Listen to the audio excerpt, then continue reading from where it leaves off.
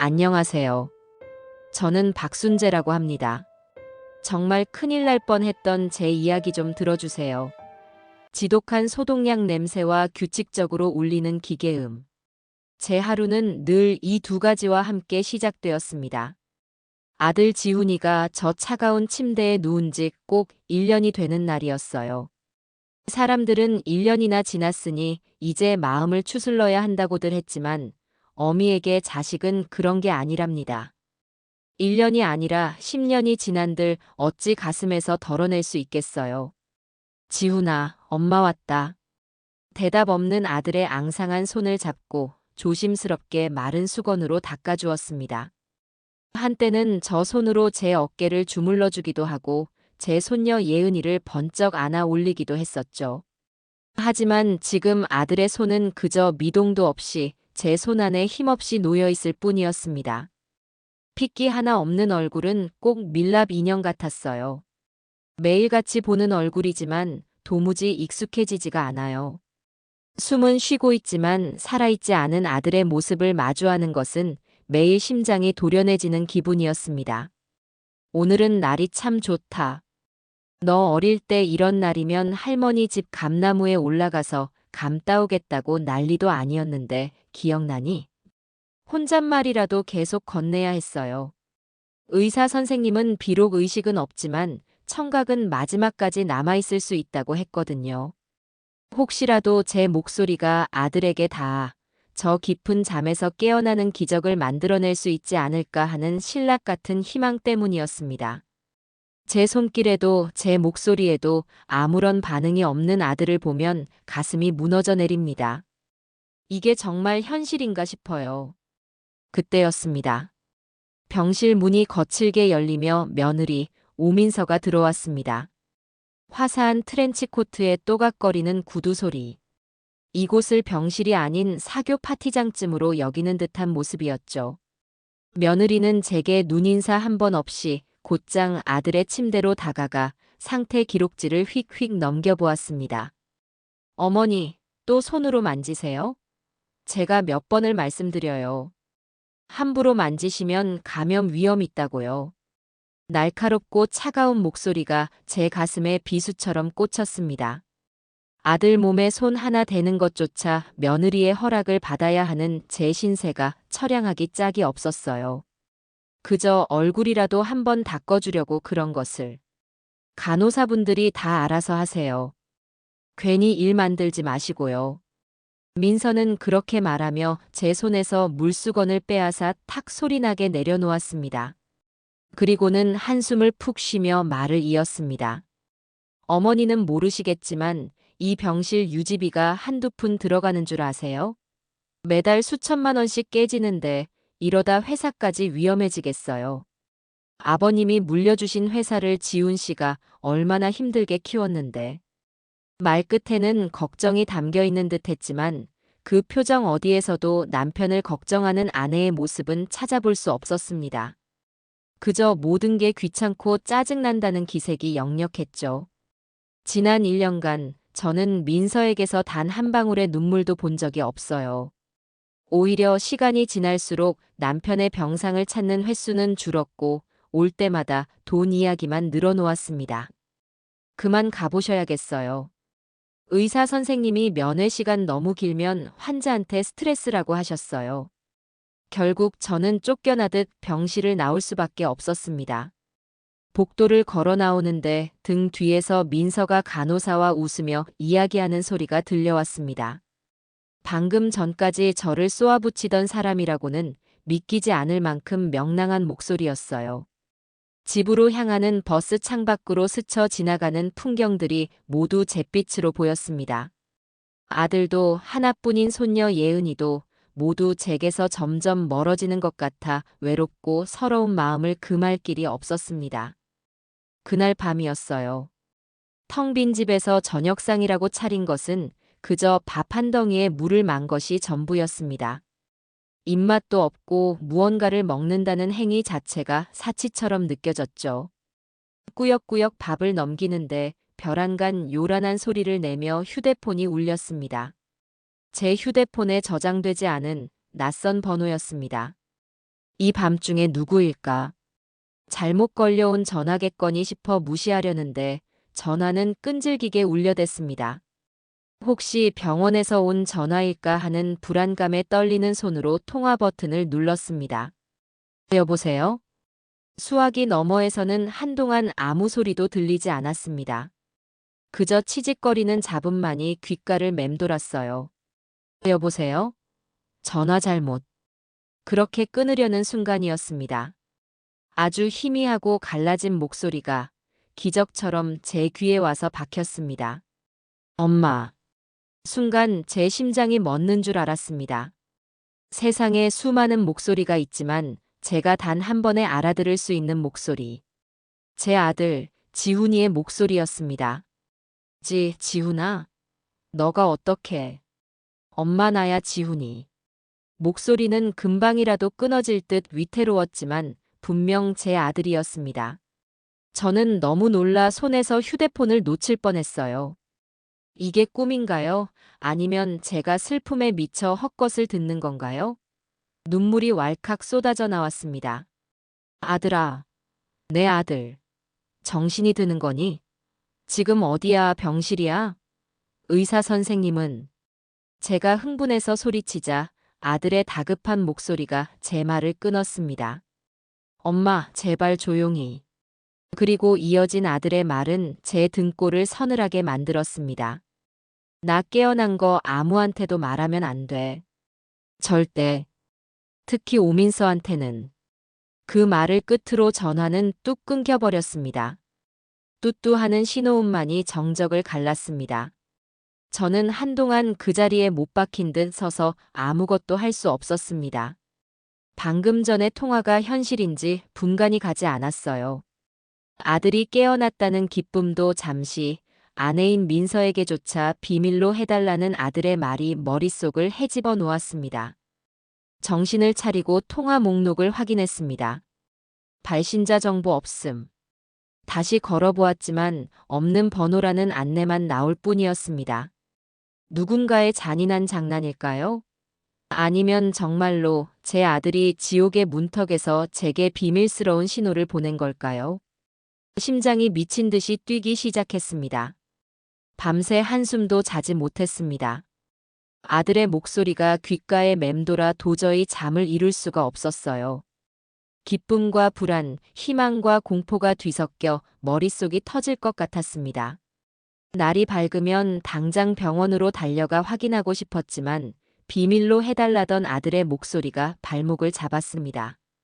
만약 모든 게 사실이라면 제가 섣불리 행동했다가 아들을 위험에 빠뜨릴 수도 있다는 생각이 들었죠. 초조하게 아침 시간을 보내고 있을 때 다시 휴대폰이 울렸습니다. 어젯밤에 그 번호였습니다. 저는 마른 침을 삼키고 심호흡을 한 뒤 전화를 받았습니다. 여보세요. 엄마. 이번에는 어젯밤보다 조금 더 선명한 아들의 목소리였습니다. 저는 다짜고짜 울음 섞인 목소리로 물었습니다. 내가 정말 내 아들 지훈이라면 그걸 내가 어떻게 믿니? 누가 엄마를 가지고 이런 장난을 치는 것이냐? 수화기 너머에서 아들의 작은 한숨 소리가 들려왔습니다. 잠시 후 아들이 나지막이 입을 열었습니다. 초등학교 3학년 때 엄마가 장롱 위 양복 안주머니에 숨겨뒀던 비상금 5만 원 내가 훔쳐서 오락실 갔다가 아빠한테 먼지나게 맞았잖아. 엄마가 그때 나 대신 아빠한테 빌면서 나중에 나한테 그랬지. 이건 너랑 나 둘만의 비밀이다. 다신 이러면 안 된다고. 그 말을 듣는 순간 온몸에 소름이 돋았습니다. 그건 수십 년이 지난 일이었고 남편이 세상을 떠난 후로는 단 한 번도 꺼낸 적 없는 정말로 저와 아들 둘만이 아는 비밀이었습니다. 다른 사람은 절대 알 수 없는 이야기였어요. 아들아. 이제 믿겠어, 엄마. 눈물이 비 오듯 쏟아졌습니다. 의심의 안개가 걷히고 제 아들이 정말로 의식을 되찾았다는 믿음이 심장을 채웠습니다. 하지만 기쁨보다 더 큰 의문이 저를 덮쳤습니다. 그런데 왜 이걸 숨겨야 하는 거니? 며느리에게도 알리면 안 된다니 그게 대체 무슨 소리야? 엄마 지금부터 내가 하는 말 잘 들어. 내가 이렇게 누워있는 거 단순한 사고가 아닐지도 몰라. 아들의 목소리는 낮고 단호했습니다. 모든 걸 설명하기엔 시간이 부족해. 나도 아직 몸을 제대로 움직일 수가 없어. 그러니까 엄마가 내 눈과 귀가 되어줘야 해. 내 손발이 되어줘야 한다고. 저는 아들의 말 한마디 한마디를 놓치지 않으려 숨을 죽였습니다. 일단은 아무것도 모르는 척 평소처럼 행동해줘. 병원에서도 늘 하던 대로 슬퍼하는 엄마처럼. 오민서 앞에서는 특히 더. 할 수 있지, 엄마. 할 수 있다. 내 아들을 위해서라면 뭐든지 할 수 있어. 고마워, 엄마. 엄마가 내 유일한 희망이야. 전화가 끊기고 저는 한참이나 휴대폰을 손에 쥔 채 서 있었습니다. 창밖으로 비치는 아침 햇살이 어쩐지 전과 다르게 보였어요. 어제까지만 해도 저는 그저 슬픔에 잠긴 늙은 어머니일 뿐이었습니다. 하지만 오늘부터 저는 달라져야 합니다. 세상에서 가장 위험한 비밀을 품고 아들을 구하기 위해 싸워야 하는 전사가 되어야만 했습니다. 거울에 비친 제 얼굴을 보았습니다. 눈가의 주름은 깊고 머리는 희끗했지만 눈빛만은 그 어느 때보다 단단하게 빛나고 있었습니다. 그래, 오민서 내 아들에게 무슨 짓을 한 것인지는 몰라도 이 어미가 반드시 모든 것을 밝혀내고 말 것이다. 그렇게 저는 조용히 복수를 맹세했습니다. 아들과의 통화 이후 세상이 온통 다르게 보이기 시작했습니다. 어제까지는 그저 무력하게 슬픔을 곱씹던 늙은이에 불과했지만 이제 제게는 아들의 목숨이 걸린 비밀 임무가 주어졌으니까요. 하지만 결심과는 별개로 심장은 매 순간 조마조마하게 뛰었습니다. 특히 며느리 민서와 마주할 때면 제가 품은 거대한 비밀이 얼굴 위로 다 드러나 버릴 것만 같아 숨쉬기조차 힘들었어요. 다음 날 아침, 저는 애써 태어난 척 평소와 같은 시간에 병실을 찾았습니다. 제 안의 불안과 결심을 감추기 위해 저는 슬픔이라는 가장 익숙한 가면을 꺼내 썼습니다. 민서는 여느 때처럼 소파에 다리를 꼬고 앉아 패션 잡지를 넘기고 있었죠. 제가 들어서는 것을 흘끗 쳐다볼 뿐 아무런 아는 체도 하지 않았습니다. 그 오만하고 차가운 태도에 우라가 치밀었지만 저는 아들의 목소리를 되뇌었습니다. 아무것도 모르는 척 슬퍼하는 엄마처럼. 우리 아들 어젯밤엔 잠이라도 편히 잤니? 저는 일부러 더 기운 없는 목소리를 내며 아들의 침대 곁으로 다가갔습니다. 차가운 아들의 손을 잡고 마른 수건으로 닦아주는 그 순간 제 허리춤에 넣어둔 휴대폰이 짧게 징 하고 울렸습니다. 심장이 쿵 하고 내려앉았어요. 아들이 보낸 신호임이 틀림없었습니다. 민서의 날카로운 시선이 제게로 향하는 것을 느끼며 저는 짐짓 헛기침을 했습니다. 아이고, 이젠 늙어서 그런지 허리가 자꾸 아프네. 화장실 좀 다녀와야겠다. 민서는 귀찮다는 듯 고갯짓으로 허락했습니다. 저는 최대한 자연스럽게 그러나 종종 걸음으로 병실을 빠져나와 비상계단 구석으로 몸을 숨겼습니다. 떨리는 손으로 휴대폰을 꺼내자 액정에 선명하게 떠있는 아들의 문자가 눈에 들어왔습니다. 엄마, 내 서재 책상 두 번째 서랍. 낡은 갈색 가죽 앨범 뒤에 사고 났을 때 차 블랙박스 메모리 카드 숨겨뒀어. 민서가 사고 직후에 블랙박스가 고장났다며 버렸는데 내가 바꿔치기해 둔 거야. 그걸 오늘 꼭 찾아야 해. 그 안에 모든 게 있어. 문자를 읽는 내내 손이 부들부들 떨렸습니다. 아들의 서재. 그곳은 아들이 쓰러진 직후 민서가 추억을 고이 보존해야 한다는 그럴싸한 명목으로 셔터를 내리고 자물쇠까지 채워버린 금단의 공간이었습니다. 이제와 생각하니 추억 보존이 아니라 증거 인멸이 목적이었던 겁니다. 오늘 저는 저 철옹성 같은 서재에 반드시 들어가야만 해요. 이것은 제게 주어진 아들의 목숨이 걸린 첫 번째 시험대였습니다.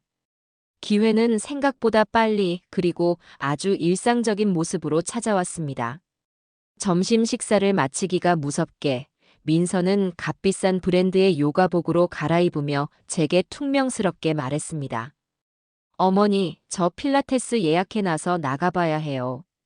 2시간 정도 넉넉히 걸릴 테니 예은이 하원 시간 맞춰서 데려와 주세요. 그래, 알았다. 운전 조심하고 잘 다녀오너라. 저는 최대한 무심한 척 대답하며 민서가 현관문을 나서는 것을 확인했습니다. 딸깍하고 디지털 도어록이 잠기는 소리가 나자마자 저는 기다렸다는 듯이 몸을 일으켰습니다. 숨을 죽이고 아들 부부의 안방으로 들어가 얼마 전 민서가 자랑 삼아 제게 보여주었던 예비 열쇠 꾸러미를 찾기 시작했습니다. 서랍장 맨 아래 보석함 밑에 숨겨두었던 것을 똑똑히 기억하고 있었죠. 차갑고 묵직한 열쇠 꾸러미를 손에 쥐자 심장이 세차게 뛰기 시작했습니다. 수십 개의 열쇠 중에서 서재 열쇠를 찾는 것은 모래사장에서 바늘 찾기와 같았어요. 손이 떨려 자꾸만 열쇠를 놓쳤습니다. 조급한 마음을 억누르며 모양이 비슷한 열쇠들을 하나씩 자물쇠 구멍에 맞춰보기를 대여섯 차례. 마침내 철컥하는 작은 소음과 함께 서재 문이 열렸습니다. 1년 만에 들어온 아들의 서재는 싸늘한 공기와 함께 시간이 멈춘 듯 했습니다. 책상 위에는 아들이 마지막으로 읽던 경제학 서적이 펼쳐진 채 놓여 있었고, 한쪽 벽에는 우리 가족의 행복했던 순간들이 담긴 사진들이 먼지를 뒤집어 쓴 채 걸려 있었죠. 예은이를 목말 태우고 환하게 웃고 있는 아들의 모습에 또다시 눈물이 핑 돌았지만 지금은 울고 있을 때가 아니었습니다. 저는 눈물을 훔치고 곧장 책상으로 다가갔습니다. 2번째 서랍을 열자 짙은 밤색의 낡은 가죽 앨범이 보였습니다. 아버지의 유품이라며 아들이 유독 아끼던 물건이었어요. 앨범을 조심스럽게 꺼내자 그 뒤에 손톱보다 작은 까만 메모리 카드가 얌전히 모습을 드러냈습니다. 찾았다. 속으로 외치는 제 목소리가 방안을 울리는 것 같았어요. 제 손에 들린 이 작은 플라스틱 조각이 우리 아들을 구할 수 있는 희망의 씨앗이자 복수의 칼날이었습니다. 저는 메모리 카드를 손수건에 곱게 싸서 속옷 가장 깊숙한 곳에 숨겼습니다. 이제 들키지 않고 나가기만 하면 되는 것이었어요. 안도의 한숨을 내쉬며 서재 문을 원래대로 잠그고 막 거실로 나왔을 때였습니다. 바로 그 순간 현관문 비밀번호 누르는 소리가 요란하게 들리더니 벌컥 문이 열렸습니다. 필라테스를 하러 갔던 민서가 이마에 땀도 채 마르지 않은 모습으로 서 있었습니다. 제 심장이 바닥 없는 곳으로 철렁 내려앉았어요. 어서 오너라. 운동이 벌써 끝났단 말이냐? 제 목소리가 양처럼 떨려 나왔습니다. 민서는 제 얼굴과 서재 문 쪽을 번갈아 쳐다보며 미간을 찌푸렸습니다. 그녀의 눈은 모든 것을 꿰뚫어 볼 것처럼 날카롭게 빛나고 있었죠. 강사님이 급한 일이 생겨서 수업이 취소됐어요. 그런데 어머니 그 방 앞에서 어쩐 일이세요? 제가 그 방은 잠가뒀을 텐데요. 그녀의 목소리에는 명백한 의심과 경계심이 담겨 있었습니다. 등줄기에서 식은땀이 흘렀어요. 그때 저는 제 손의 서재에서 무의식적으로 들고 나온 낡은 앨범이 있다는 것을 깨달았습니다. 그리고 저도 모르게 제 생애 가장 절박한 연기를 시작했습니다. 아니다, 그게 아니라 그냥 내 시아버지 생각이 나서 그랬다. 이 앨범에 우리 지훈이 어릴 적 모습이랑 애 아빠랑 같이 찍은 사진이 있거든. 하도 답답해서 그거라도 좀 보고 싶어서 문고리만 만지작거리고 있었다. 저는 일부러 더 슬픈 표정을 지으며 품에 안은 앨범을 소중하게 쓸어만졌습니다. 앨범 표지에 새겨진 추억이라는 낡은 글씨가 제 연기를 도와주는 것 같았어요. 제 절박함이 통했던 걸까요? 민서의 표정이 미세하게 풀리는 듯 했습니다. 그랬어요? 그런 건 거실에 나와서 보시지 굳이 그 방 앞에서 그러고 계세요. 놀랐잖아요. 말투는 여전히 가시가 돋친 듯 쌀쌀 맞았지만 더 이상 추궁하지는 않았습니다. 민서는 신경질적으로 가방을 소파에 던지고는 곧장 욕실로 들어갔어요. 저는 그 틈을 타 제 방으로 후다닥 들어와 문을 잠갔습니다. 문에 기대자마자 다리에 힘이 풀려 그 자리에 주르륵 미끄러져 앉았습니다. 온몸이 사시나무처럼 떨렸어요. 가슴을 진정시키고 속옷에 숨겨두었던 작은 메모리 카드를 꺼내 보았습니다. 작지만 천근만근처럼 무거운 이 물건을 저는 두 손에 꼭 쥔 채 한참을 바라보았습니다. 이제 막 첫걸음을 뗐을 뿐인데 앞으로 얼마나 더 험난한 길을 가야 할까요? 두려웠지만 이제는 물러설 곳이 없었습니다. 손에 넣은 메모리 카드는 제게 희망인 동시에 풀 수 없는 숙제와 같았습니다. 이 안에 아들을 구할 단서가 들어있다는 것은 알겠지만 까막눈이나 다름없는 제가 컴퓨터로 뭘 할 수 있겠어요. 며칠을 끙끙 앓으며 고민하다가 한 사람의 얼굴이 떠올랐습니다. 아들 회사에서 20년 넘게 꾸준히 일을 도맡아 하며 지훈이를 친동생처럼 아꼈던 김승호 부장이었죠. 그는 지훈이가 유일하게 속을 터놓고 이야기하던 사람이었고 컴퓨터에도 아주 능통했습니다. 하지만 어떻게 그에게 이걸 보여줘야 할까요? 아들이 깨어났다는 사실은 아직 극비 중의 극비였습니다. 섣불리 말했다가 소문이라도 나면 모든 것이 수포로 돌아갈 수 있었어요. 김 부장의 충성심을 믿었지만 그래도 조심해야 했습니다. 고민 끝에 저는 어설프지만 가장 그럴듯한 핑계를 대기로 마음먹었습니다. 저는 김 부장에게 전화를 걸어 최대한 힘없고 세상 물정 모르는 늙은 시어머니처럼 말했습니다. 김 부장, 나 지훈이 엄마예요. 별일 없지? 회사도 잘 돌아가고. 아이고 사모님, 웬일이십니까? 그럼요, 저희가 있는데 걱정 마십시오. 사장님 빈자리가 크지만 다들 몫을 다하고 있습니다. 그의 씩씩한 목소리에 조금은 안심이 되었습니다. 저는 본론을 꺼냈습니다. 다름이 아니라 내가 손녀 예은이 사진을 좀 휴대폰으로 많이 찍었는데 이걸 컴퓨터로 옮겨서 크게 보고 싶어서 말이야. 김 부장이 이런 거 잘한다고 옛날에 지훈이한테 들었던 것 같아서. 미안하지만 주말에 잠깐 짬 좀 내줄 수 있을까? 제 어설픈 부탁에 김 부장은 잠시의 망설임도 없이 그러겠다고 했습니다. 아마도 사장이 식물인간으로 누워있는 상황에서 그의 늙은 노모가 하는 소박한 부탁을 차마 거절할 수 없었을 겁니다. 그의 따뜻한 마음씨를 이용하는 것 같아 죄책감이 들었지만 아들을 위해서라면 악마와도 손을 잡을 수 있는 것이 어미의 마음이었어요. 약속한 주말 오후 김 부장은 무거운 과일 바구니까지 사들고 저희 집을 찾아왔습니다. 저는 미리 준비해둔 손녀 사진 몇 장을 보여주며 그의 경계심을 풀게 한 뒤 결정적인 순간에 메모리 카드를 슬쩍 내밀었습니다. 아, 그리고 김 부장. 이것도 혹시 뭔지 좀 봐줄 수 있어요? 예전에 지훈이가 쓰던 서랍을 정리하다가 나왔는데 여기도 우리 예은이 사진이 들었을지 몰라서. 하도 작아서 뭔지를 모르겠네. 김 부장은 제게서 작은 메모리 카드를 건네받아 알겠습니다. 사모님 하며 익숙하게 자신의 노트북에 꽂았습니다. 그의 굵은 손가락이 능숙하게 키보드 위를 움직이는 동안 제 심장은 터질 듯이 요동쳤습니다. 제발, 제발 아들을 구할 단서가 들어있기를. 사모님. 여기에는 사진 파일이 없는데요. 아무래도 차량용 블랙박스 영상 파일 같습니다. 암호화가 되어 있는데 잠시만요. 김 부장은 잠시 무언가를 더 조작하더니 이내 파일을 실행했습니다. 화면에는 제 아들의 차가 달리던 익숙한 도로 영상이 나타났습니다. 김 부장이 고개를 갸웃거리며 말했습니다. 날짜를 보니 사장님 사고 당일 영상이 맞습니다. 그런데 별다른 내용은 보이지 않습니다. 그냥 평범한 주행 영상인데요.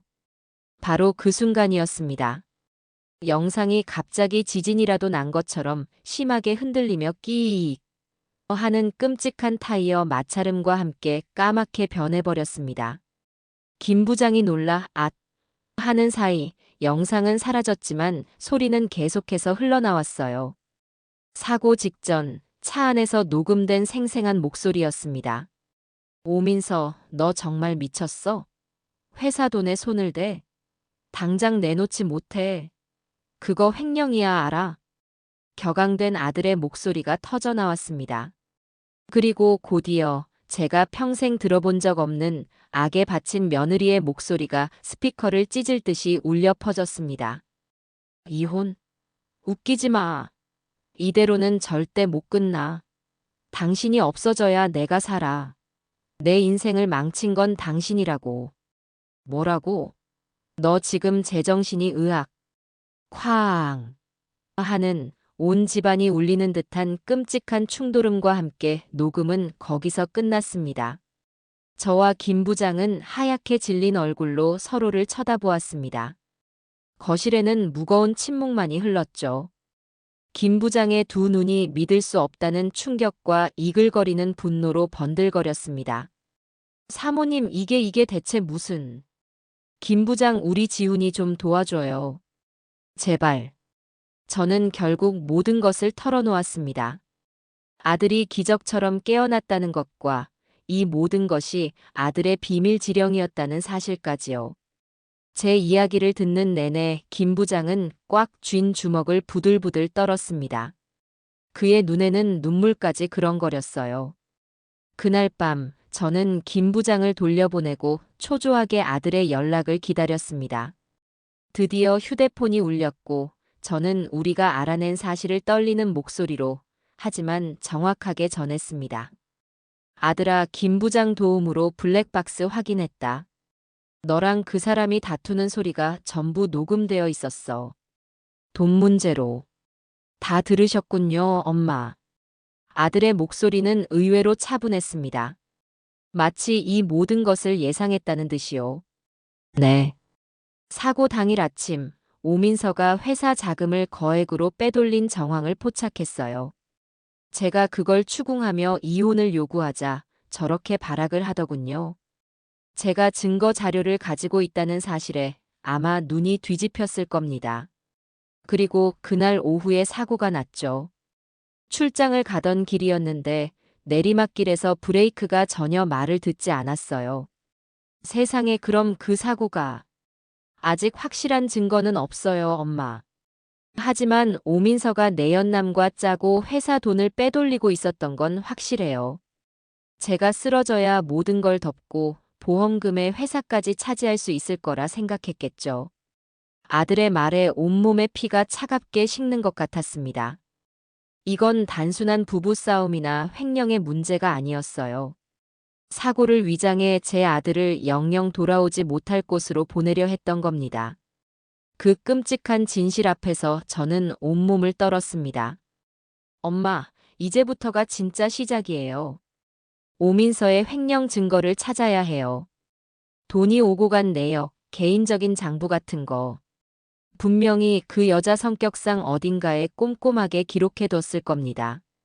그걸 찾아야 오민서를 법의 심판대에 세울 수 있어요. 전화가 끊기고 저는 김 부장이 제 노트북에 남겨두고 간 블랙박스 음성 파일을 다시 한번 들어보았습니다. 당신이 없어져야 내가 살아. 며느리의 저주 같은 목소리가 제 심장을 핥히었습니다. 그래, 내 아들을 해치려 한 너를 이 어미가 반드시 내 손으로 지옥 불구덩이에 떨어뜨리고 말 것이다. 김 부장이라는 든든한 조력자까지 얻은 지금 저는 더 이상 두렵지 않았습니다. 제 안의 슬픔은 차가운 분노로 변해가고 있었습니다. 김 부장이라는 든든한 아군을 얻어 천군만마를 얻은 듯 했지만 적의 공세 또한 만만치 않았습니다. 며칠 뒤 민서는 저녁 식사를 마친 제 앞에 서류 몇 장을 내려놓으며 비장하기 짝이 없는 표정으로 입을 열었습니다. 어머니, 드릴 말씀이 있어요. 심각한 이야기예요. 무슨 일이냐? 또 병원비 이야기냐? 네, 맞아요. 더 이상은 버티기가 힘들어요. 지훈 씨 병원비랑 간병비가 눈덩이처럼 불어나서 회사 자금만으로는 감당이 안 돼요. 이러다 회사까지 부도나게 생겼어요. 그래서 정말 고심 끝에 결정을 내렸습니다. 이 집을 팔아야 할 것 같아요.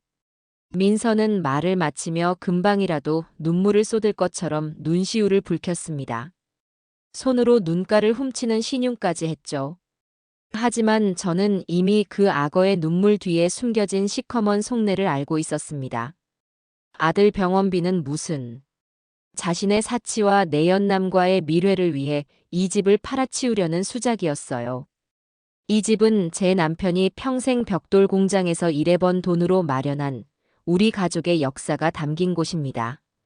지훈이가 태어나고 자라며 마당의 감나무에 키를 새기던 그런 소중한 보금자리를 저 여자가 제 더러운 욕심을 채우기 위해 팔아넘기려 하고 있었습니다. 속에서는 분노가 용암처럼 들끓었지만 저는 아들의 말을 기억하며 감정을 억눌렀습니다. 지금 폭발해봤자 득될 게 없어요. 저는 오히려 더 힘없고 가련한 노인처럼 보이도록 깊은 한숨을 내쉬며 고개를 끄덕였습니다. 내가 알아서 하거라. 그 방법밖에 없다면 어쩔 수 없지. 지훈이를 살릴 수만 있다면 이 늙은이가 뭘 못하겠니? 집이 대수겠어. 제 순순한 대답에 민서는 내심 쾌재를 부르는 듯한 표정을 지었습니다. 그리고는 제 손을 덥석 잡으며 가증스러운 연기를 이어갔어요. 어머니 역시 어머니는 제 마음을 알아주실 줄 알았어요. 너무 걱정 마세요. 제가 이 집 판 돈으로 어떻게든 지훈 씨 꼭 살려낼게요. 정말이에요. 그 위선적인 손길을 뿌리치고 싶은 것을 간신히 참았습니다. 여우 같은 것. 어디 한번 마음대로 해보거라. 내가 흔드는 그 꼬리가 얼마나 긴지 내가 곧 날카로운 가위로 잘라주고 말 테니. 집을 팔아야 한다며 비련의 여주인공처럼 눈물 연기를 펼친 지 고작 하루가 지난 다음 날 오후였습니다. 외출했던 민서가 양손 가득 눈부신 명품 쇼핑백을 대여섯 개나 들고 현관으로 들어섰습니다. 그 모습에 저는 기가 막혀 헛웃음이 나올 뻔했어요. 샤넬, 에르메스, 루이비통. 제가 평생 이름만 들어봤던 상표들이었습니다. 그게 다 뭐냐? 집 판다더니. 제가 묻자 민서는 들고 있던 쇼핑백들을 고급 가죽 소파 위에 아무렇게나 던지며 짜증 섞인 목소리로 대답했습니다. 그녀에게서 풍기는 진한 향수 냄새와 새 가죽 냄새가 역하게 느껴졌어요. 어머니. 저도 숨 좀 쉬어야죠. 남편은 병원에 누워있지. 어머니는 매일 우울한 얼굴이지. 스트레스 받아 죽겠어요. 이런 거라도 사면서 풀어야지. 안 그럼 제가 먼저 병들겠다고요. 그녀가 쇼핑백에서 꺼내놓는 것들은 제 눈을 의심하게 만드는 것들이었습니다. 수백만 원은 좋게 넘어 보이는 악어 가죽 가방, 눈부신 보석이 박힌 뾰족 구두, 온몸을 감싸는 부드러운 실크 원피스까지. 어제 아들 병원비가 없어 집을 팔아야 한다고 울먹이던 사람의 행동이라고는 도저히 믿을 수가 없었죠. 아니, 집 팔아서 병원비 해야 한다면서 이런 데 쓸 돈은 있었단 말이냐? 제가 참다 못해 목소리를 조금 높이자 민서는 거울에 새로 산 귀걸이를 걸어보며 코웃음을 쳤습니다. 어머니는 정말 뭘 모르시네. 이것도 다 투자예요, 투자. 제가 이렇게 잘 꾸미고 다녀야 사람들이 지훈 씨 회사를 무시하지 않죠. 안주인이 이렇게 멀쩡하게 건사한데 저 집 회사가 쉽게 망할 리 없다고 생각하지 않겠어요? 다 지훈 씨와 회사를 위한 제 큰 그림이라고요. 기가 막힌 궤변이었습니다. 뻔뻔하기 짝이 없는 변명에 말문이 막혔습니다. 저는 더 이상 저 추악한 광경을 보고 있을 수가 없어 제 방으로 들어와 버렸습니다. 문을 닫고 나서야 참았던 분노가 터져나왔습니다. 저 악랄하고 이기적인 것. 반드시 증거를 찾아내 저 여자의 가면을 만천하에 벗겨버리고 말겠다고 저는 다시 한번 굳게, 아주 굳게 다짐했습니다. 그 분노는 저를 행동하게 만드는 강력한 불쏘시개가 되어주었습니다. 그날 밤 민서의 뻔뻔한 행동에 치를 떨고 있던 제게 아들의 문자가 도착했습니다.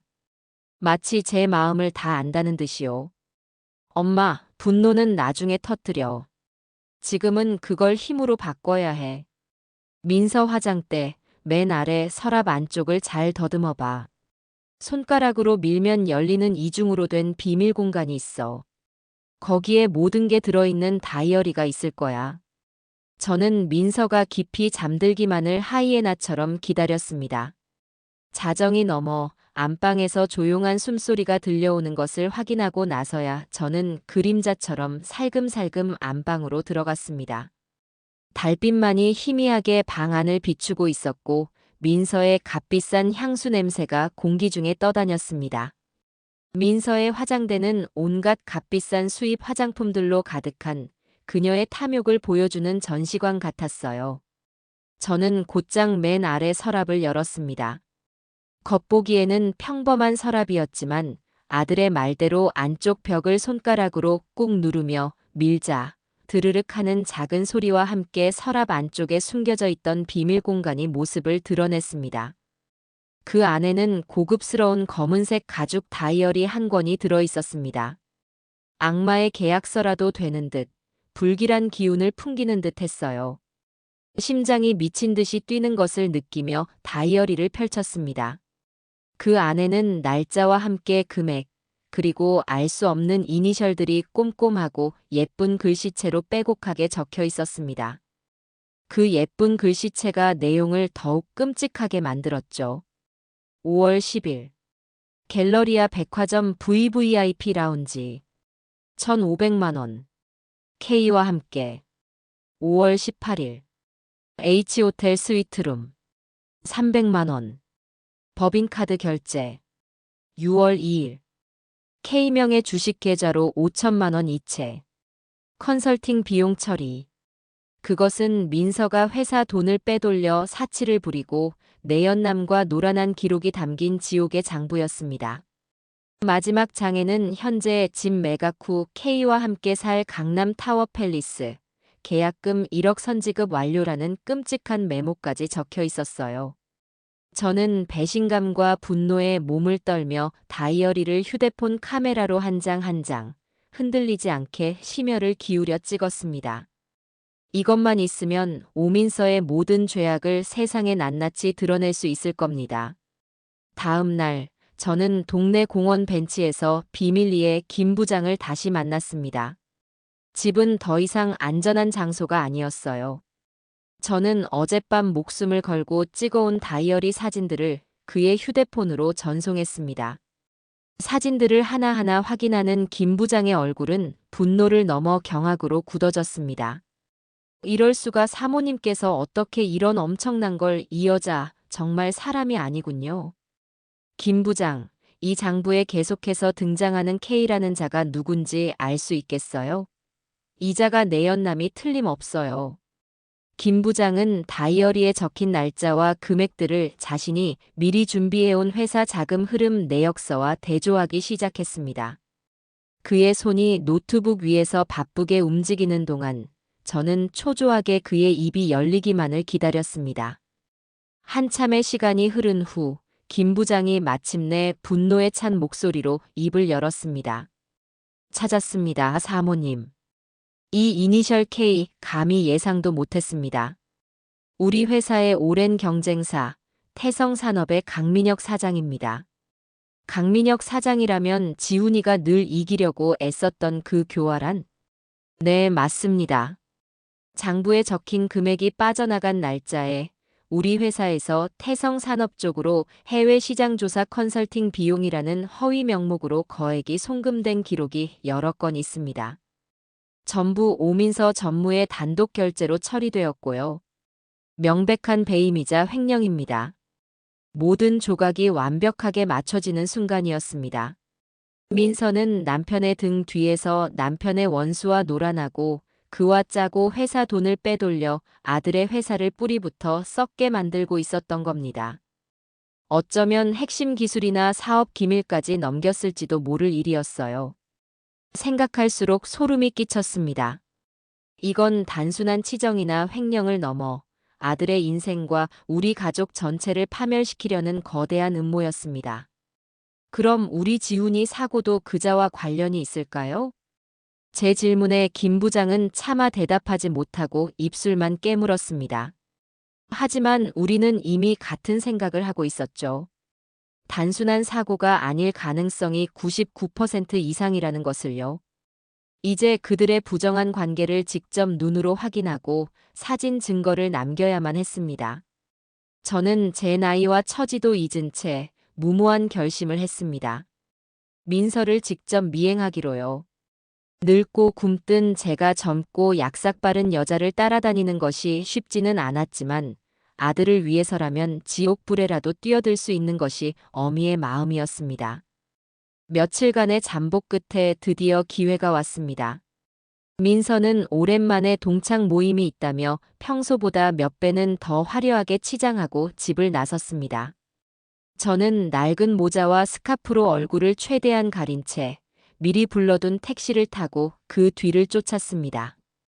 민서의 하얀색 외제차가 멈춘 곳은 시내에서 가장 화려하고 비싼 H호텔이었습니다. 동창 모임을 이런 곳에서 한단 말인가. 저는 로비로 들어가는 민서를 따라 조심스럽게 안으로 들어갔습니다.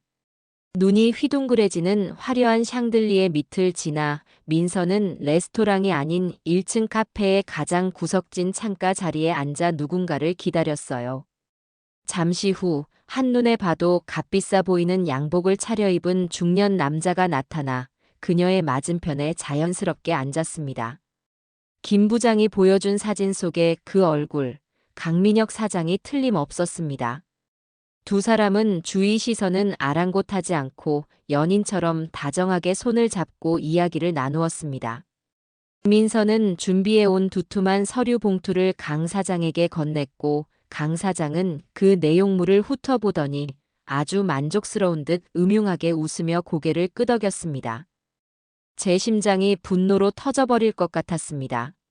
남편은 병상에 누워 신음하고 있는데 아내라는 여자는 원수 같은 놈과 마주 앉아 미래를 약속하며 웃고 떠들고 있었으니까요.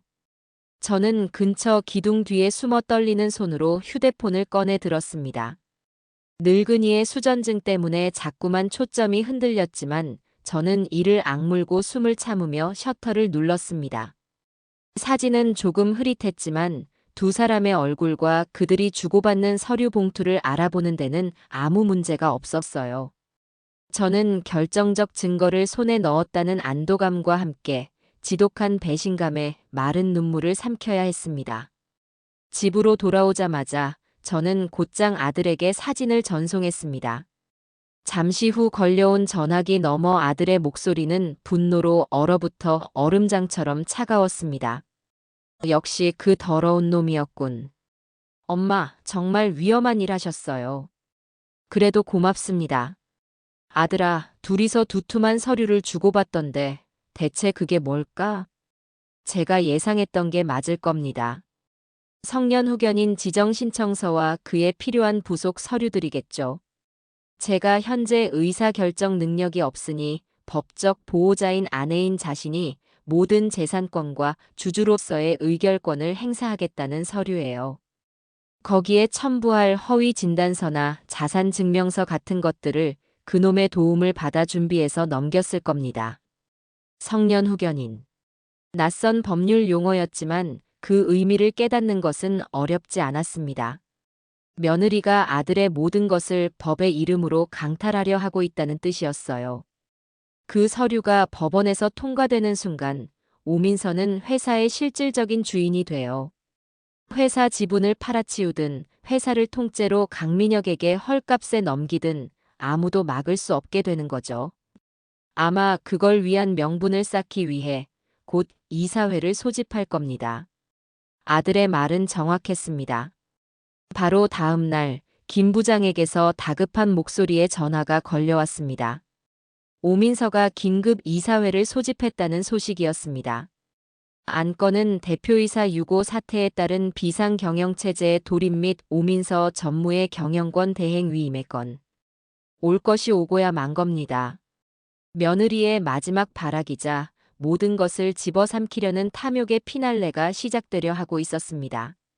하지만 저는 더 이상 예전에 무력하고 슬픔에 잠긴 늙은이가 아니었어요. 제 손에는 지난 한 달간 피눈물을 흘리며 모은 복수의 칼날들이 여러 개 쥐어져 있었습니다. 저는 결연한 목소리로 김 부장에게 말했습니다. 김 부장, 이제 모든 것을 끝낼 때가 됐어요.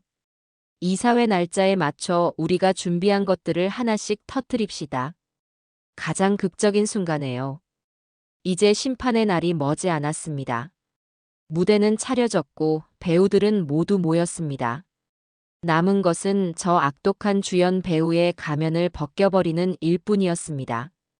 김 부장이라는 든든한 지원군을 얻고 며느리의 비밀 장부까지 손에 넣었지만 제 마음은 편치 않았습니다. 보이지 않는 적의 실체에 한 걸음 다가갈수록 병상에 홀로 누워있는 아들에 대한 걱정은 눈덩이처럼 불어났어요. 저와 김 부장이 밖에서 이렇게 움직이는 동안 정작 아들은 적의 속을 가장 깊은 곳에 무방비로 누워있는 것이나 마찬가지였으니까요. 그 불안감은 얼마 지나지 않아 현실이 되었습니다. 그날 밤 다시 걸려온 아들의 전화기 너머 목소리는 그 어느 때보다 낮고 긴장감이 감돌았습니다. 엄마, 잘 들어줘. 병원에도 오민서의 사람이 있어. 뭐라고? 병원에? 내 담당 간호사 중 한 명이야.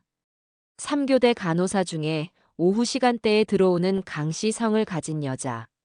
그 여자가 오민서에게 돈을 받고 내 상태를 조작하고 있는 것 같아. 저는 순간 숨을 쉴 수가 없었습니다. 병원은 가장 안전한 곳이어야 하는데 그곳에 적이 도사리고 있었다니요.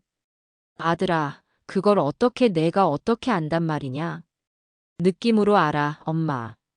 다른 간호사들이 주사를 놓을 땐 알코올 솜으로 먼저 닦아주는데 그 여자는 그런 과정이 없어. 그리고 그 여자가 놔주는 링거를 맞고 나면 온몸이 축 늘어지고 겨우 붙잡고 있던 의식마저 안개 속처럼 희미해져. 나를 계속 잠재우려는 거야.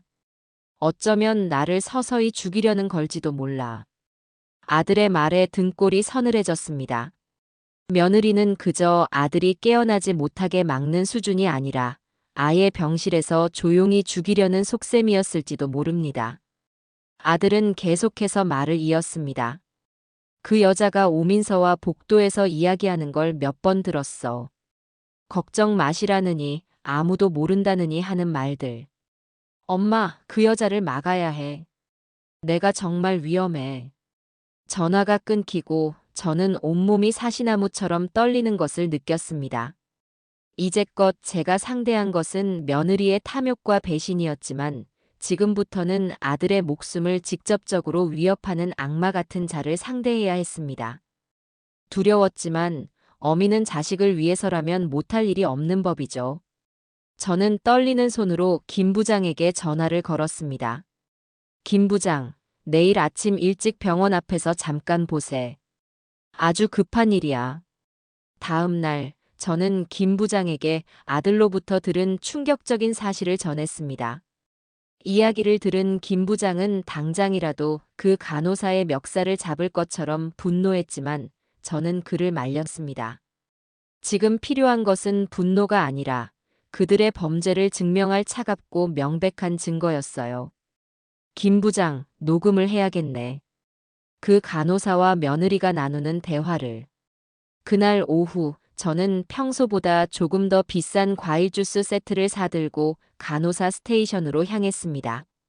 제 목표는 단 한 명, 아들이 말한 강 간호사였죠. 아니나 다를까 그녀는 동료들과 잡담을 나누며 휴대폰만 만지작거리고 있었습니다. 다른 간호사들이 바쁘게 움직이는 것과는 대조적인 모습이었어요. 저는 그녀에게 다가가 가장 인자한 미소를 지으며 말했습니다. 강 간호사님, 우리 아들 때문에 늘 고생이 많으세요. 이거 약소하지만 좀 드시면서 하세요. 강 간호사는 저를 위아래로 훑어보더니 입꼬리만 살짝 올리며 주스를 받았습니다. 어머님도 참. 뭘 이런 걸 다. 그 말투에는 고마움이 아닌 귀찮음과 약간의 경멸이 섞여 있었어요. 바로 그때였습니다. 저는 들고 있던 다른 주스 병을 일부러 강 간호사의 유니폼을 향해 실수로 쏟아버렸습니다. 어머나, 아이고, 이를 어째. 내가 늙어서 손에 힘이 없어서 정말 미안해요, 강 간호사. 아, 짜증나. 이게 무슨 짓이에요? 강 간호사는 비명을 지르며 펄쩍 뛰었습니다. 스테이션의 모든 시선이 저희에게 쏠렸죠. 동료 간호사들이 휴지를 들고 달려와 그녀의 옷을 닦아주는 등 한바탕 소동이 벌어졌습니다. 저는 그 틈을 이용했습니다. 김 부장이 미리 준비해준 녹음 기능이 켜진 초소형 녹음기를 제 손수건 뭉치에 숨겨 강 간호사가 벗어둔 외투 주머니에 슬쩍 밀어 넣었습니다. 모든 것이 10초 안에 벌어진 일이었어요. 소동이 끝나고 저는 연신 사과하며 병실로 돌아왔습니다. 그리고 1시간쯤 지났을까 강 간호사가 복도에서 누군가와 통화하는 소리가 들려왔습니다. 저는 문틈으로 그 모습을 지켜보며 숨을 죽였습니다. 녹음기가 제 역할을 해주기를 간절히 바라면서요. 아, 사모님. 네, 저예요. 아니, 그 영감탱이 할망구가 와서 옷에다 주스를 쏟는 바람에네. 걱정 마세요. 제가 드리는 특제 영양제 꼬박꼬박 놔드리고 있으니 절대 정신 차릴 일 없어요. 그럼요. 원장님이요? 그 양반은 VIP 병실엔 코빼기도 안 비치니 신경 쓸 거 없어요. 네. 알겠습니다. 돈만 제때 입금해 주세요, 사모님. 그 끔찍한 대화를 듣는 내내 저는 주먹을 너무 꽉 쥔 나머지 손톱이 손바닥을 파고드는 것도 몰랐습니다. 강 간호사가 퇴근한 후 저는 다시 간호사 스테이션으로 가 그녀의 외투 주머니에서 녹음기를 무사히 회수했습니다. 이제 마지막 관문이 남았어요. 이 병원의 총책임자이자 제 남편의 오랜 친구였던 이강석 병원장을 만나야 했습니다. 병원장실 문을 두드렸을 때 제 심장은 터질 듯이 뛰었습니다. 이 원장은 저를 반갑게 맞아주었지만 제 얼굴이 굳어있는 것을 보고는 이내 표정을 바꿨습니다. 형수님, 안색이 안 좋으십니다. 혹시 지훈이 상태가? 원장님, 아니 강서가. 자네를 믿고 할 말이 있네. 내 아들 목숨이 달린 일이야. 저는 병원장실 문을 잠그고 조금 전 녹음한 파일을 그의 앞에서 재생했습니다. 강 간호사와 며느리가 나누는 대화가 스피커를 통해 흘러나오자 이 원장의 얼굴은 처음에는 당혹감으로, 다음에는 불신으로, 그리고 마지막에는 엄청난 분노와 배신감으로 일그러졌습니다. 이게 우리 병원에서? 그는 제게 자초지종을 물었고 저는 블랙박스 영상부터 시작해 지금까지 있었던 모든 일을 낱낱이 털어놓았습니다. 모든 이야기를 들은 이 원장은 책상을 주먹으로 쿵 내리쳤습니다. 제가 형님과 형수님께 얼굴을 들 수가 없습니다. 제 병원에서 이런 끔찍한 일이 벌어지고 있었다니 당장 저것들을. 아니, 아직은 안 되네. 경찰에 신고하는 건 모든 증거를 완벽하게 모은 후에 할 거야. 나는 자네의 도움이 필요하네. 저는 이 원장에게 제 계획을 설명했습니다. 아들의 담당 간호사를 그가 가장 신뢰하는 사람으로 즉시 교체해 줄 것. 그리고 아들의 병실, 가장 눈에 띄지 않는 곳에 고성능 CCTV를 설치해 줄 것.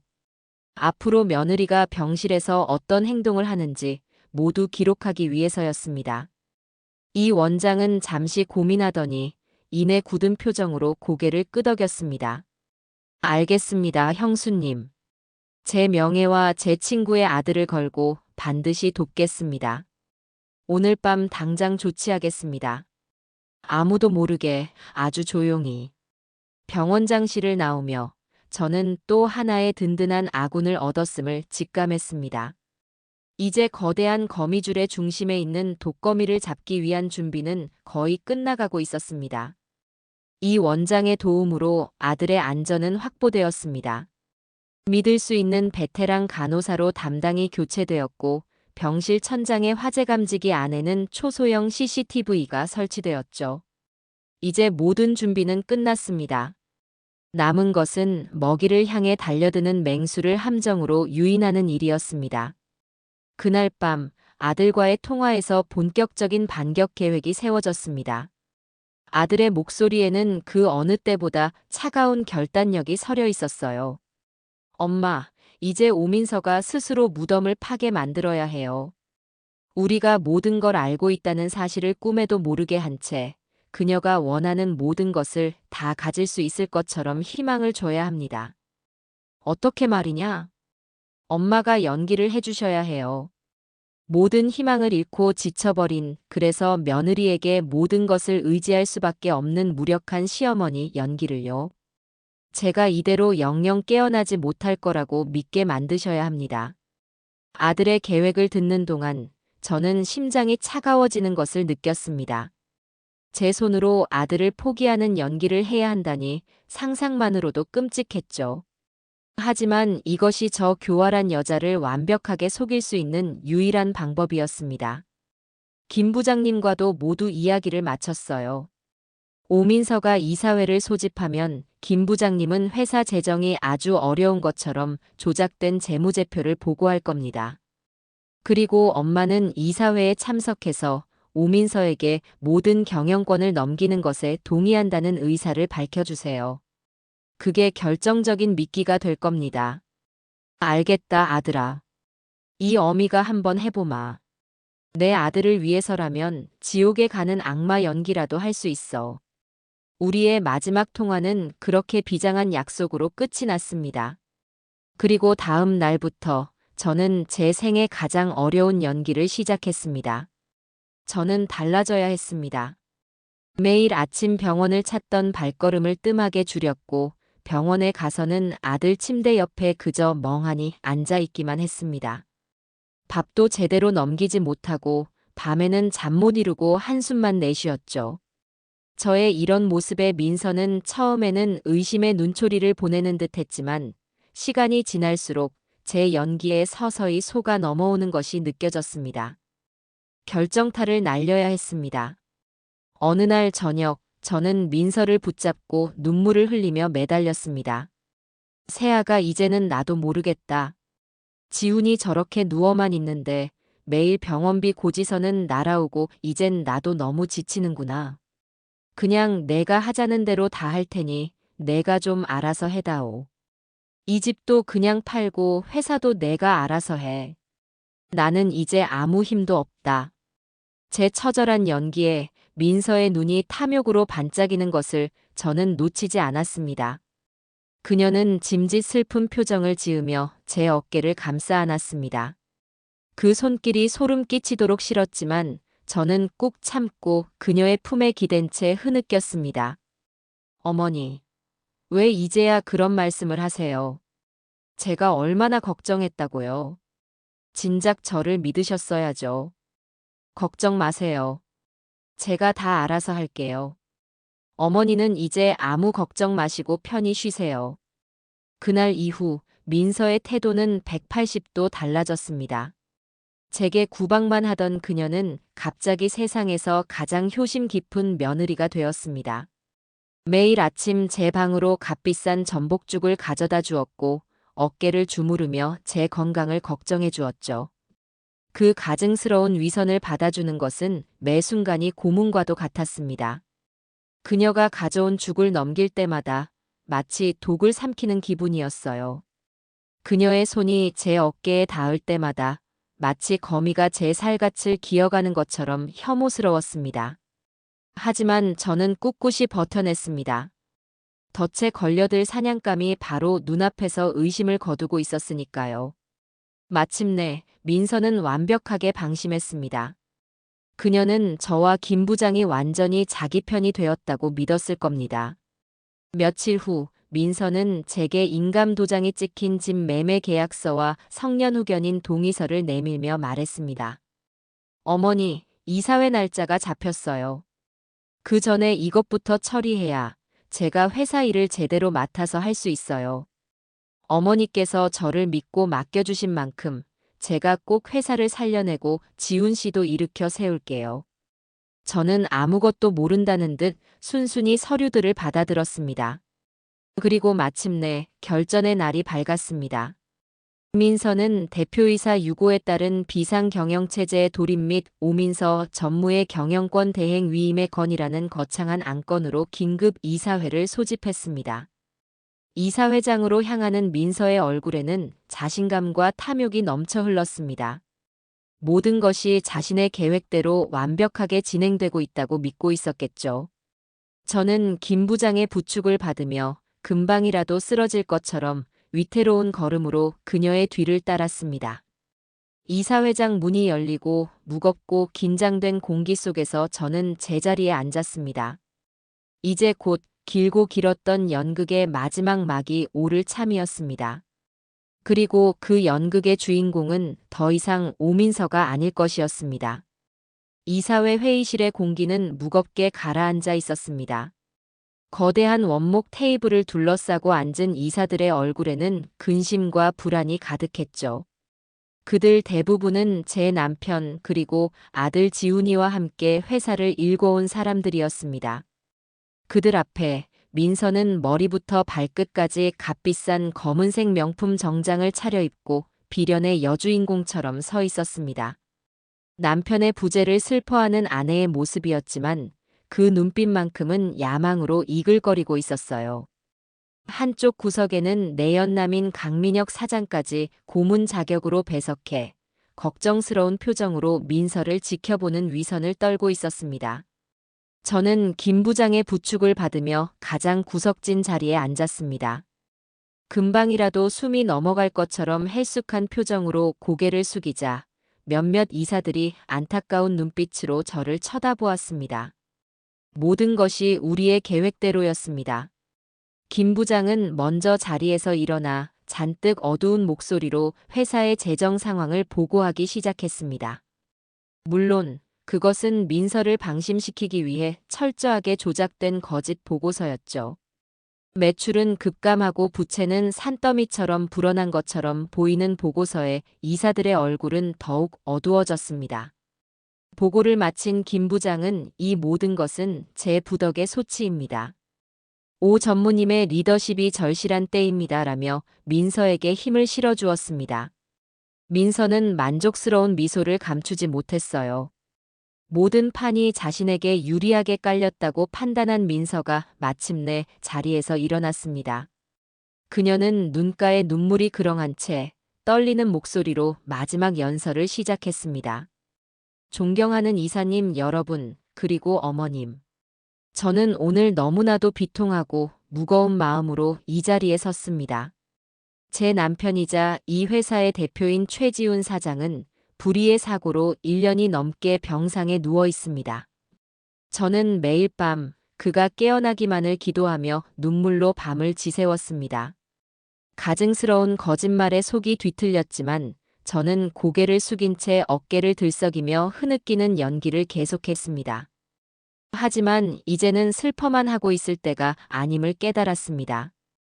그가 목숨처럼 아끼던 이 회사를, 그리고 우리 직원들의 미래를 지켜내는 것이야말로 아내인 제게 남겨진 사명이라고 생각합니다.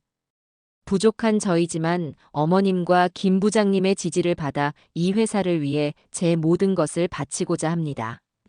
부디 제가 남편을 대신해 이 위기를 극복할 수 있도록 힘을 실어주시길 간곡히 부탁드립니다. 연설을 마친 민서는 깊이 고개를 숙였습니다. 그녀의 처절한 연기에 몇몇 이사들의 마음이 움직이는 듯 보였어요. 이제 투표만 거치면 모든 것은 민서의 손아귀에 들어가는 상황이었습니다. 민서는 승리를 예감한 듯 회심의 미소를 지으며 의장석을 향해 고갯짓했습니다. 의장이 투표를 선언하려는 바로 그 순간이었습니다. 김 부장이 나지막하지만 단호한 목소리로 외쳤습니다. 잠깐만 의장님. 표결에 앞서 이사님들께서 반드시 보셔야 할 영상이 있습니다.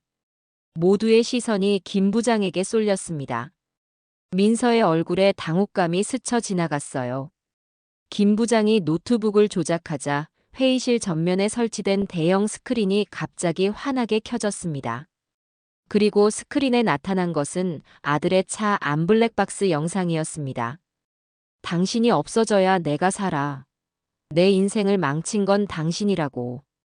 악에 바친 민서의 목소리가 회의장 전체를 쩌렁쩌렁하게 울렸습니다. 이사들은 경악했고 민서의 얼굴은 하얗게 질려갔습니다. 이게 뭐야? 누가 이따위 조작 영상을. 민서가 비명을 지르는 순간 화면이 바뀌었습니다. 이번에는 민서와 강민혁 사장이 호텔 카페에서 다정하게 손을 잡고 서류를 주고받는 사진이었습니다. 강민혁 사장의 얼굴이 흑빛으로 변했습니다. 말도 안 돼. 합성이라고 이건 음해야.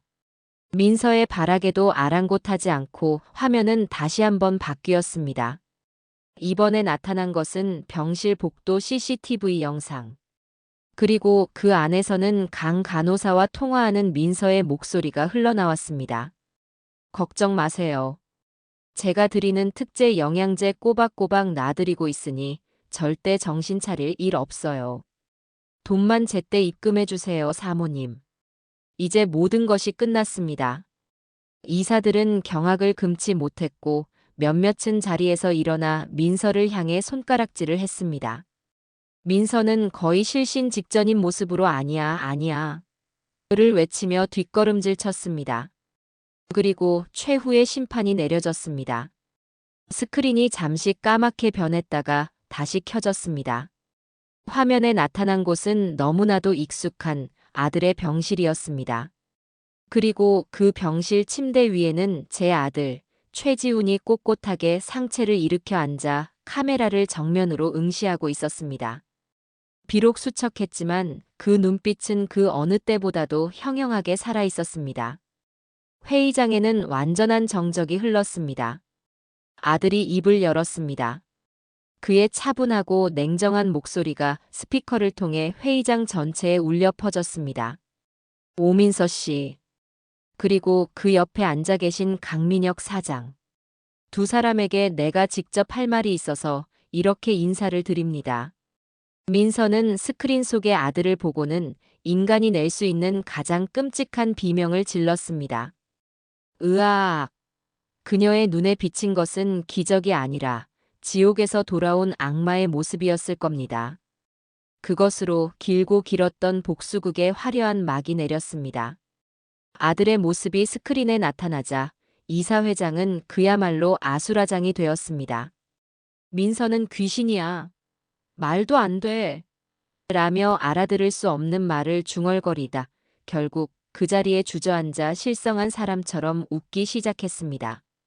모든 것을 체념한 듯 멍하니 앉아있던 강민혁 사장은 상황이 불리하게 돌아가자 슬그머니 자리에서 일어나 도망치려 했습니다.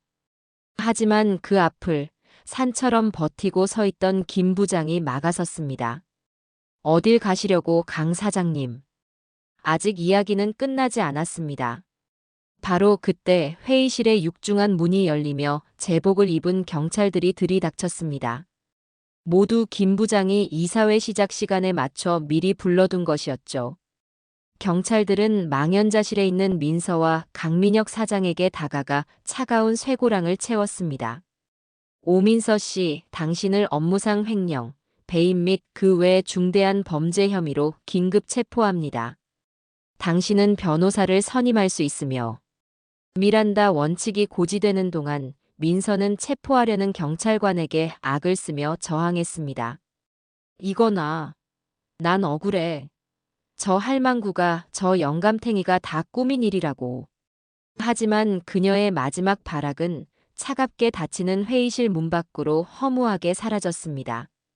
모든 상황이 정리되고 충격과 혼란에 빠져있던 이사들은 그제야 제게 다가와 연신 고개를 숙이며 사과했습니다. 사모님, 저희가 사람 보는 눈이 없었습니다. 정말 죄송합니다. 아닙니다. 이제라도 모든 것이 제자리로 돌아왔으니 그걸로 되었습니다. 저는 덤덤하게 대답했지만 심장은 이미 병원으로 달려가고 있었습니다. 김 부장의 차를 타고 병원으로 향하는 동안 창밖의 풍경이 비로소 제 색깔을 되찾은 것처럼 보였습니다.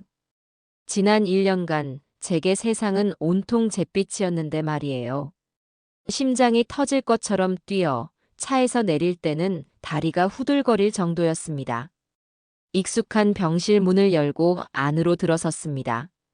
그리고 그곳에는 더 이상 생명 유지 장치에 의존한 채 미동도 없이 누워있는 아들이 아니었습니다.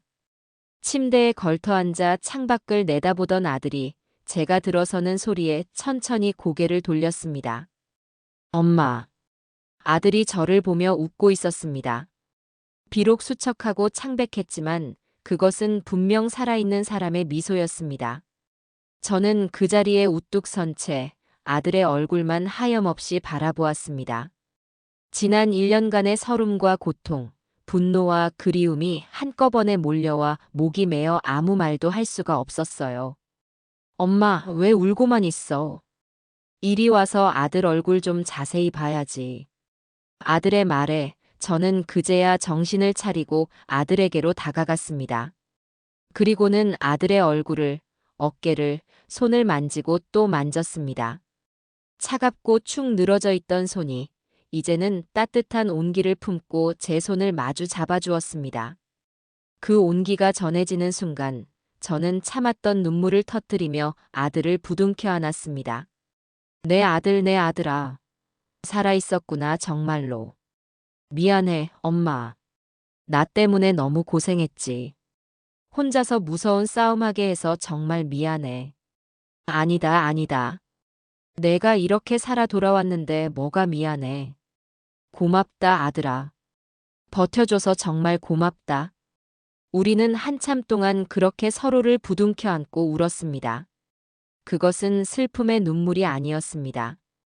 지독하게 길었던 겨울을 이겨내고 마침내 봄을 맞이한 기쁨과 안도와 감사의 눈물이었습니다.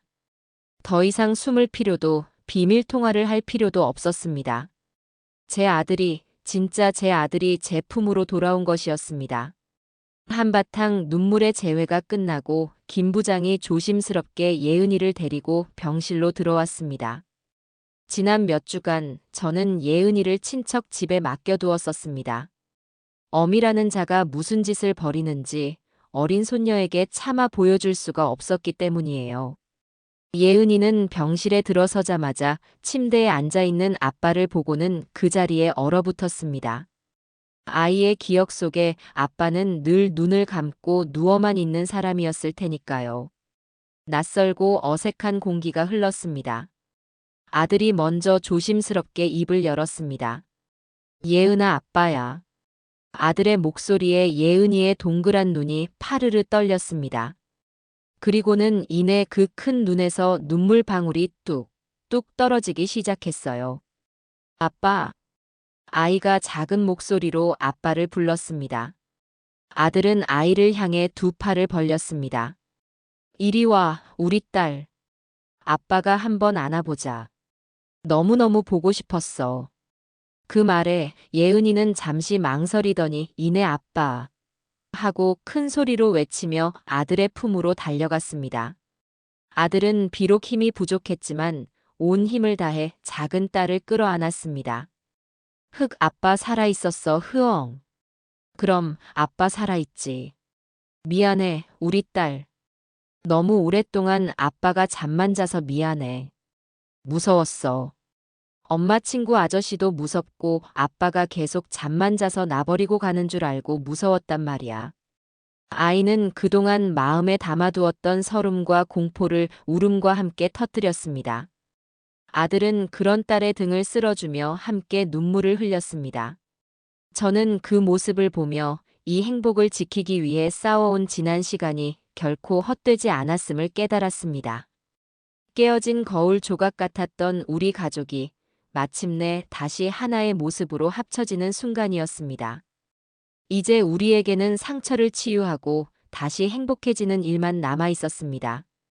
시간은 강물처럼 흘러 지독했던 그날의 이사회 이후로 어느덧 6달이라는 계절이 지났습니다.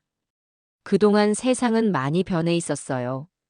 저와 제 아들, 그리고 우리 가족에게는 상처가 아물고 새살이 돋아나는 시간이자 어떤 이들에게는 냉엄한 심판의 시간이었습니다. 저는 오늘 법원의 가장 큰 법정에 앉아 있었습니다. 피고인석에 앉아 있는 며느리, 아니 오민서의 모습을 담담하게 바라보았죠. 한때는 화려한 명품으로 온몸을 감쌌던 그녀는 이제 수임 번호가 새겨진 죄수복을 입은 채 고개를 푹 숙이고 있었습니다. 옆자리에는 공범인 강민혁 사장과 강 간호사가 나란히 앉아 있었고요. 마지막 선고 공판이었습니다. 재판이 진행되는 동안 오민서 측 변호사는 그녀가 남편의 긴 병수발로 인한 스트레스로 심신미약 상태였다는 듣기에도 민망한 변명을 늘어놓았습니다. 오민서는 그 말에 맞춰 어깨를 떨며 거짓 눈물을 짜내려 애썼지만 이미 모든 증거가 만천하에 드러난 뒤였습니다. 블랙박스 음성, CCTV 영상, 비밀 장부, 그리고 무엇보다 재화를 마치고 증인석에 섰던 제 아들 지훈이의 명백한 증언 앞에서 그 어떤 변명도 통할 리 없었죠. 피고인 오민서, 징역 15년. 피고인 강민혁, 징역 10년. 피고인 강은영, 징역 3년. 재판장의 낮고 엄숙한 목소리가 법정 안을 울렸습니다. 오민서는 선고를 듣자마자 아니야.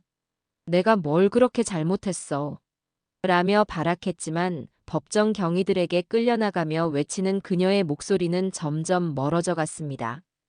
저는 그 모습을 끝까지 아주 담담하게 지켜보았습니다. 마음속에 분노나 증오는 더 이상 남아있지 않았어요. 그저 모든 것이 제자리로 돌아왔구나 하는 안도감만이 텅 빈 가슴을 채웠습니다. 법정을 나오자 김 부장이 저를 기다리고 있었습니다. 그의 얼굴은 오랜만에 아주 밝아 보였어요. 사모님, 이제 정말 다 끝났습니다. 회사도 완전히 정상화되었습니다. 강민혁 사장에게 넘어갈 뻔했던 계약건들도 모두 되찾아왔고 직원들도 다시 활기를 찾았습니다. 무엇보다 사장님께서 매일 회사에 출근하시니 회사가 예전보다 더 단단해진 기분입니다. 김 부장의 말에 저는 희미하게 미소를 지었습니다. 모든 것이 제자리를 찾고 있었습니다. 하늘은 스스로 돕는 자를 돕는다 하였나요? 아니요. 하늘은 죄지은 자를 반드시 벌하고 억울한 자의 눈물을 반드시 닦아주는 모양입니다. 저는 며칠 뒤 남편의 산소를 찾았습니다. 깨끗하게 벌초된 무덤가에 앉아 저는 남편에게 아주 긴 이야기를 들려주었습니다. 여보, 나왔어요. 당신이 하늘에서 지켜줘서 우리 지훈이도 다시 일어섰고 나쁜 사람들도 다 죗값을 받았어요. 이제 정말 걱정하지 않아도 돼요. 내가 그리고 우리 아들이 예은이 잘 키우면서 당신 목까지 행복하게 살게요. 그러니 당신도 그곳에서는 부디 평안하세요. 솔잎 사이로 불어오는 바람이 마치 남편의 따뜻한 대답처럼 제 머리칼을 부드럽게 쓰다듬고 지나갔습니다. 어느덧 완연한 가을이었습니다. 재활 치료를 꾸준히 받은 덕에 아들은 이제 예전처럼 씩씩하게 걸을 수 있게 되었어요. 그날 저녁 저희는 거실 소파에 나란히 앉아 따뜻한 대추차를 마시고 있었습니다. 저는 오랫동안 마음속에 품어왔던 질문을 조심스럽게 꺼냈습니다. 아들아, 괜찮다면 이제는 말해줄 수 있겠니?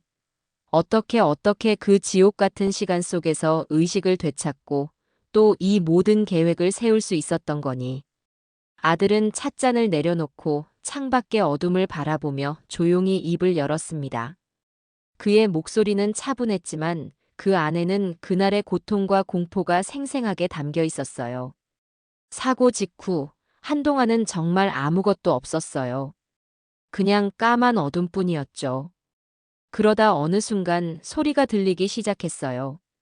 엄마의 목소리, 기계 소리, 그리고 오민서의 목소리. 처음에는 그게 꿈인 줄 알았어요. 그런데 모든 게 너무 생생했죠. 마치 관 속의 산채로 묻혔는데 귀만 열려있는 기분이었어요. 세상의 모든 소리가 들리는데 저는 눈꺼풀 하나 까딱할 수 없었죠. 그 공포는 말로 다 설명할 수가 없어요, 엄마. 아들은 잠시 말을 멈추고 숨을 골랐습니다. 저는 아들의 손을 꼭 잡아주었어요. 그러던 어느 날 오민서가 병실에서 내연남과 통화하는 것을 듣게 됐어요. 내 보험금 이야기, 회사 지분 이야기를 아무렇지도 않게 하더군요. 그때 깨달았어요. 내가 이대로 누워있으면 모든 것을 저 여자에게 빼앗기고 죽임까지 당할 수 있겠구나. 살아야겠다고, 어떻게든 살아서 내 딸과 엄마를 지켜야겠다고 결심했어요. 그때부터 아들의 처절한 사투가 시작되었다고 합니다. 아들은 온 신경을 자신의 몸에 집중하며 아주 미세하게나마 몸을 움직이려 애썼습니다. 처음에는 손가락 끝을 살짝 떠는 것조차 며칠이 걸렸다고 해요. 기적이 찾아왔어요. 재활 치료를 담당하던 박 선생이라고 아주 젊고 열정적인 물리치료사가 있었어요. 그 친구가 어느 날 제 손가락이 미세하게 떨리는 것을 발견한 거예요. 다른 사람들은 모두 기계 오류라고 했지만 그 친구는 제 눈을 들여다보며 선생님, 제 말이 들리시면 눈을 한번 깜빡여 보세요라고 속삭였어요. 물론 눈을 깜빡일 수는 없었지만 필사적으로 손가락을 한 번 더 떨었죠. 그걸 보고 박 선생은 제가 갇혀 있다는 걸 직감했어요. 그날 이후 박 선생은 아들의 비밀 조력자가 되어 주었습니다. 그는 재활 치료 시간을 핑계로 아무도 없을 때 아들과 소통하며 아들이 손가락과 손목의 힘을 되찾을 수 있도록 몰래 도왔다고 합니다. 그리고 마침내 아주 작은 선불폰 하나를 몰래 병실에 반입해 주었고요.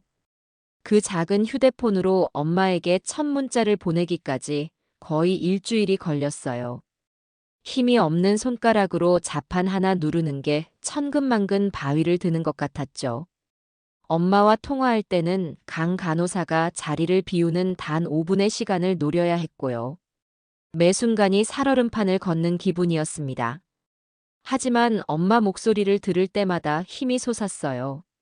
내가 혼자가 아니라는 생각에 버틸 수 있었습니다.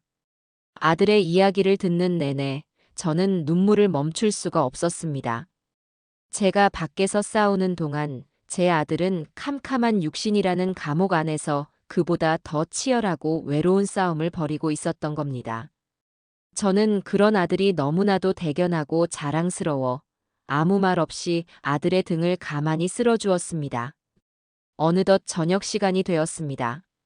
오늘 저녁 메뉴는 지훈이가 가장 좋아하던 구수한 된장찌개와 돼지고기 불고기였습니다. 예전에는 민서의 눈치를 보느라 마음껏 해줄 수도 없었던 음식들이었죠. 주방에서 보글보글 찌개가 끓는 소리가 나고 예은이가 학교에서 있었던 일을 제잘제잘 떠드는 소리가 집안을 가득 채웠습니다. 이 평범하고 소란스러운 일상이 제게는 천상의 음악처럼 달콤하게 들렸어요. 할머니, 오늘 받아쓰기 100점 맞았어요. 아빠, 나 잘했죠? 와, 우리 딸 천재인데? 아빠보다 낫다. 아들은 환하게 웃으며 예은이의 머리를 쓰다듬어 주었습니다. 그 모습을 보는 것만으로도 배가 불렀어요. 우리는 셋이서 식탁에 마주 앉았습니다. 제가 차린 소박한 밥상을 아들과 손녀는 세상에서 가장 맛있는 음식인 양복스럽게 먹었습니다. 엄마, 이 된장찌개 맛이 얼마만인지 모르겠어요. 병원 밥 먹다가 이거 먹으니까 살 것 같아요. 맛있으면 많이 먹어라, 내 아들. 앞으로 매일 해줄 테니. 식사를 마친 후 아들은 예은이의 숙제를 봐주었고 저는 그 모습을 흐뭇하게 바라보며 과일을 깎았습니다. 한때는 팔려나갈 뻔했던 이 집, 증오와 거짓으로 가득 찼던 이 공간이 이제는 웃음소리와 따스한 온기로 다시 채워지고 있었습니다. 창밖은 이미 어두웠지만 우리 집 식탁 위는 대낮처럼 밝고 환했어요. 밤이 깊어 잠자리에 누웠습니다. 하지만 쉬이 잠이 오지는 않았어요. 예전처럼 불안과 걱정 때문이 아니었습니다. 오히려 너무나도 벅찬 평화로움에 이 행복이 꿈처럼 날아가 버릴까 두려운 그런 복된 불면이었죠. 제 귀에는 옆방에서 들려오는 세상에서 가장 아름다운 소리가 희미하게 들려왔습니다. 그래서 용감한 공주님은 무서운 용을 물리치고 왕자님과 함께 오래오래 행복하게 살았답니다. 에이, 아빠 재미없어. 맨날 공주님은 왜 왕자님이랑만 살아? 옆집에 사는 씩씩한 기사님이랑 살면 안 돼? 우리 딸은 그렇구나. 알았어. 다음엔 공주님이 기사님이랑 사는 걸로 해줄게. 자, 이제 코 잘 시간. 싫어. 한 번만 더. 한 번만 더 읽어줘. 응? 아들이 손녀에게 동화책을 읽어주는 그 다정한 목소리. 그리고 아빠에게 어리광을 부리는 손녀의 해맑은 웃음소리. 저는 이불을 목 끝까지 끌어당기고 그 소리를 자장가 삼아 가만히 귀를 기울였습니다. 불과 6달 전만 해도 제가 밤마다 듣던 소리는 아들의 병상을 지키던 생명유지 장치의 차가운 기계음과 제 자신의 흐느낌뿐이었습니다. 그 지옥 같던 밤들을 생각하면 지금 이 순간이 얼마나 거대한 기적인지를 새삼 깨닫게 됩니다. 어느덧 우리의 일상은 기적들로 채워지기 시작했습니다. 매일 아침, 저는 더 이상 홀로 텅 빈 식탁에 앉지 않아요. 주방에서 된장찌개를 끓이고 있으면 어느새 잠에서 깬 아들이 부스스한 얼굴로 다가와 엄마, 좋은 아침 하고 인사를 건넵니다. 그리고는 제 어깨를 주무르며 오늘도 우리 엄마 찌개는 냄새부터 예술이네 하고 너스레를 떨죠. 그러면 저는 못 이기는 척 알면 반찬 투정하지 말고 콩이나 골라내지 말라며 타박을 놓습니다. 이런 사랑이 담긴 잔소리를 할 수 있다는 것조차 얼마나 큰 행복인지 모릅니다. 곧이어 예은이가 토끼처럼 뛰어와 아빠와 제 목에 차례로 매달려 아침 인사를 합니다. 셋이서 함께하는 아침 식탁은 늘 예은이의 제잘거림으로 가득 찹니다. 학교 친구 이야기, 새로 나온 만화 영화 이야기, 주말에 무엇을 할지에 대한 기대감.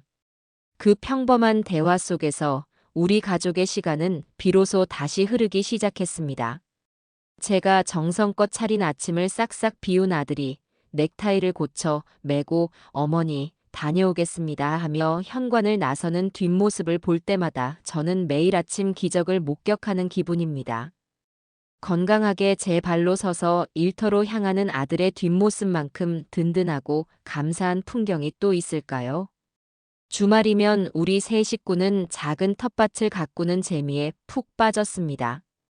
집을 팔지 않아도 된다는 사실이 확정된 날, 아들은 마당 한편에 있던 잡초 무성한 화단을 갈아엎고 작은 밭을 만들었어요.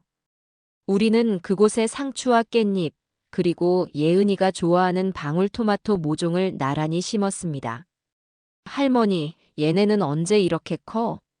토마토는 언제 열려?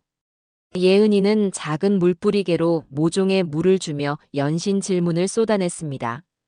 저는 흙이 묻은 손으로 손녀의 이마에 흐른 땀을 닦아주며 대답했죠. 이렇게 매일 햇볕도 쬐고 예은이가 주는 물도 마시고 우리 사랑도 먹고 나면 쑥쑥 자랄 거란다. 아들은 서툰 솜씨로 잡초를 뽑다가 어느 것이 잡초고 어느 것이 깻잎인지 헷갈린다며 엄살을 부렸습니다. 그 모습에 저와 예은이는 배를 잡고 웃음을 터뜨렸어요. 우리는 흙냄새와 풀냄새를 맡으며 따사로운 햇살 아래 한참을 함께 땀 흘렸습니다. 저는 무릎을 굽혀 흙을 만지며 생각했습니다. 우리는 지금 단순히 씨앗을 심고 있는 것이 아니라고요. 우리는 이곳에 새로운 추억을 심고 있었습니다. 고통과 상처로 얼룩졌던 이 땅 위에 희망이라는 이름의 새싹을 틔우고 있었던 겁니다. 옆방의 소리가 잦아들었습니다. 어느새 잠이 든 모양이에요. 저는 눈을 감고 이 모든 것을 지켜봐 주셨을 하늘과 제 남편에게 조용히 감사의 기도를 올렸습니다. 여보, 보고 있지요?